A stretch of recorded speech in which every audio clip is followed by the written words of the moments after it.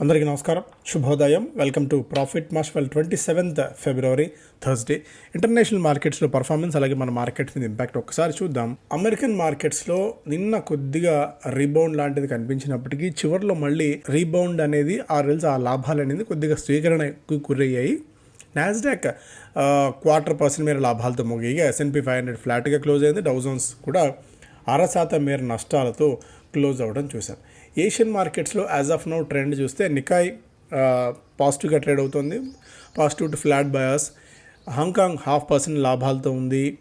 And Shanghai కూడా flat to negative బయాస్తో అయితే ట్రేడ్ అవుతుంది. 7 and I shares plunge over 12% as management buyout falls through. And Nvidia sales దాదాపు 78% మేర పెరిగింది. అండ్ టెస్లా షేర్స్ దాదాపుగా మొన్నటి ట్రేడింగ్లో దాదాపు 7% మేర పతనం అవ్వడం చూసాం. Modi wants Tesla to build cars in India, making the plan work may not easy. So ఇది గోల్డ్ మనకి $2,930 దగ్గర ఆల్మోస్ట్ ట్రేడ్ అవుతుంది.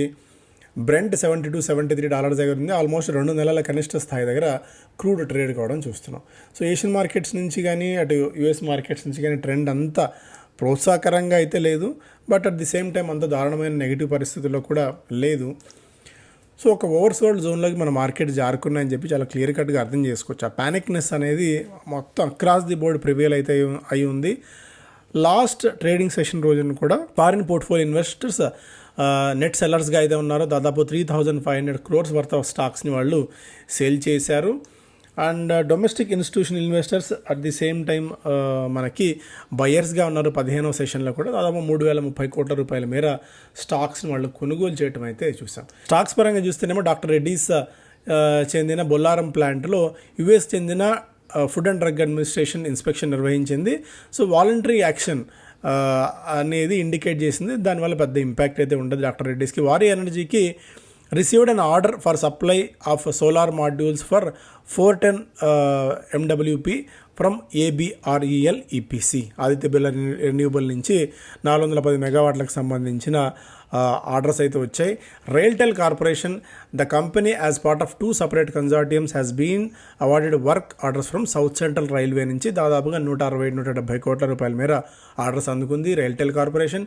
KPI green energy, KPE group has inked pact with the Madhya Pradesh government new and renewable energy department for setting up of various solar 101.8 గిగావాట్లకు సంబంధించిన plants ఏర్పాటు కోసం ఒప్పందం కుదుర్చుకుంది KPI green energy. Bharat electronics మార్చి 5వ తారీఖున డేట్ ఫిక్స్ చేసుకుంది ఇంటర్మ్ డివిడెంట్ ప్రకటించేందుకు. Vakrangee, the company announced a corporate agency tie up with Aditya Birla health insurance company. అదొకటి. Religare Burman family controlled financial services firm Religare enterprise approved the appointment of 4 directors. అదొకటి. భారతీ ఎయిర్టెల్ కన్ఫర్మ్ చేసింది టాటా చెందిన DTHతో వీళ్ళిద్దరు కలిసి పనిచేయాలి, కలిసి 2 కంపెనీస్ ఒక స్ట్రక్చర్ ఏర్పాటు చేసుకోవాలన్న వార్తల్ని ధృవీకరించింది Bharti Airtel. Wipro said it will be committing almost $200 million in its venture firm Wipro Ventures. అదొకటి. Government has inked an agreement with Paytm under which the company would provide mentorship infrastructure support startups కోసం. అదొకటి. SpiceJet మళ్ళీ లాభాల్లోకి వచ్చింది. Trouble hit SpiceJet turn profitable in the third quarter that ended December 2024. Profit దాదాపు 26 కోట్ల రూపాయలుగా ఉంది. గత ఏడాది ఇదే క్వార్టర్లో 300 కోట్ల రూపాయల నికర నష్టాన్ని కంపెనీ అనౌన్స్ చేసిన సంగతి మనకు తెలుసు. టాటా పవర్ అస్సాంతో ఒప్పందం కుదుర్చుకుంది. దాదాపు 5,000 మెగావాట్ల రెన్యూబుల్ ప్రాజెక్ట్స్ని అక్కడ ఏర్పాటు చేయాలని రాష్ట్రంలో. దీనికోసం 30,000 కోట్ల రూపాయలు ఖర్చు చేయబోతున్నట్టు కూడా యాజమాన్యం వెల్లడించింది. బట్ ఇవన్నీ కూడా MOUలు అనేది జస్ట్ ఒక ఫార్స్, బోగస్ లాంటివి. సో 30,000 కోట్ల రూపాయలు అస్సాంలో ఇన్వెస్ట్ చేయాలి టాటా పవర్ అంటే ఎప్పుడే లోపు కాలం. సో లక్షల కోట్ల రూపాయలు ఒక్కొక్కసారి MOU గవర్నమెంట్ ఏదైనా పెట్టిందంటే, ఏదైనా ఇన్వెస్టర్స్ మీట్ లాంటిది దాదాపుగా 2 లక్షల కోట్లు 3 లక్షల కోట్ల రూపాయల మేర జస్ట్ ఒప్పందాల వరకు అవుతాయి. నిజంగా ఆన్ గ్రౌండ్ ఎన్ని వరకు రియాలిటీ అవుతాయి అన్నది మాత్రం చెప్పడం కష్టం. అందులో అట్లీస్ట్ ఒక 2-3% అయినా కూడా చాలా పెద్ద ఇదే అని చెప్పుకోవచ్చు. Coforge, the board of Coforge will meet on March 4 to consider stock split. So stock split సంబంధించిన డెసిషన్ కోసం వీళ్ళు మీట్ కాబోతున్నారు. గోఫోర్జ్, స్పైస్ జెట్ ఆల్రెడీ మనం డిస్కస్ చేసాం ఎకనామిక్ టైమ్స్ ఫస్ట్ పేజ్లో. Bad towards microfin NPAs hit 50,000 crores.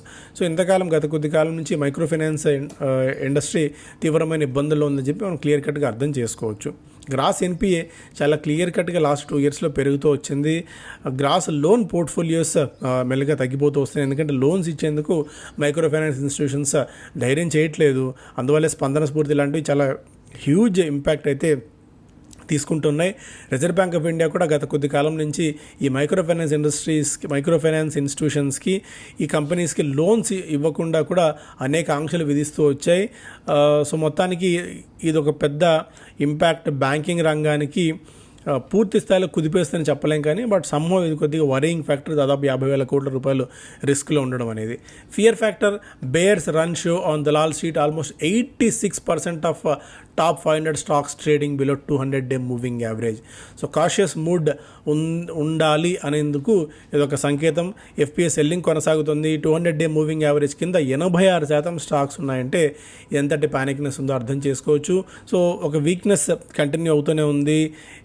US citizenship $5 million as you pass go. ఒకప్పుడు ఏంటంటే EB-5 కింద 1 కోటి రూపాయలు ఇన్వెస్ట్ చేసి $1 million ఇన్వెస్ట్ చేసి 1 US వీసా వచ్చేది. ఇప్పుడు ఈ $5 million అనేది it's not an investment, it's a fees.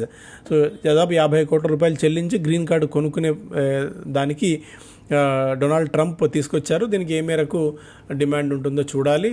So ఇది ఫస్ట్ పేజ్లో. Stocks above and below 200-day moving average. ఇంతకుముందు మాట్లాడుకున్న దానిలో network 18, Sun Pharma average price నుంచి చూస్తే కూడా దాదాపు 42% మేర పతనం. నెట్వర్క్ 18, జూపిటర్ వ్యాగన్ 40%, టాన్లా దాదాపు 40%, అదాని గ్రీన్ 40%, హొనాసా దాదాపు 40% మేర యావరేజ్ నుంచి మనకి 200-day మూవింగ్ యావరేజ్ నుంచి అంత కిందన ట్రేడ్ అవుతూ వస్తున్నాయి. అలాగే 200-day మూవింగ్ యావరేజ్ పైన ట్రేడ్ అవుతున్న వాటిలో రెడింగ్టన్ ఒకటి, Avanti feeds, SBI cards, Suven, Narayana Hrudayalaya, Bajaj finance, BSE లాంటి స్టాక్స్ ఉన్నాయి. సో ఇక్కడ కూడా మనం ఇంతకుముందు చూస్తే tech finance stocks weather storm. Nifty back to June lows as most index components undergo significant price movements. కొద్దిగా మనకి ఐటీ రిలేటెడ్ స్టాక్స్ మాత్రమే, ఐటీ అండ్ కొద్దిగా ఫినాన్స్ రిలేటెడ్ స్టాక్స్ కొద్ది గొప్ప ఆదుకున్నాయని చెప్పుకోవచ్చు. అదర్ దాన్ దట్ మిగిలిన అన్ని సెక్టార్స్ లాస్ట్ 2 yearsలో భారీ ఎదురు నష్టాలను అయితే చూసాయి. Wipro, Divi's labs, Bajaj finance, tech Mahindra, Shriram finance లాంటివి లాభాల్లో ఉంటే Hero Moto, Adani enterprises, Tata motors, IndusInd, Asian paints లాంటివి భారీ ఎదురు నష్టాలని మూట కట్టుకున్న సంగతి మనకు చూడవచ్చు. Is the worst over for NBFC shares. ఇంతకుముందు మాట్లాడుకున్నట్టు NBFC ఈ ఫిన్లో ఉన్నవి భారీ ఎత్తున పతనాలను అయితే చూశాయి. 2024 సెప్టెంబర్ నుంచి కనిష్టంగా మనకి 20 నుంచి గరిష్టంగా 50% పైగా పతనం అయిన పరిస్థితి.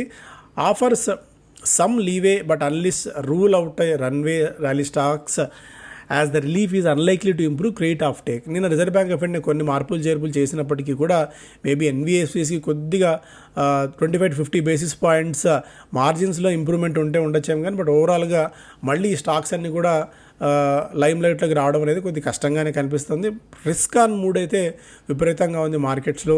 భారీ ఎత్తున మనీ కమిట్ చేసేందుకు ఇది రైట్ టైం కాదు అని చెప్పి మనం చెప్తూనే ఉన్నాం. Lenders ask to tighten process for micro loans. ఇది ఆల్రెడీ మనం మాట్లాడుకుంటూనే వస్తున్నాం.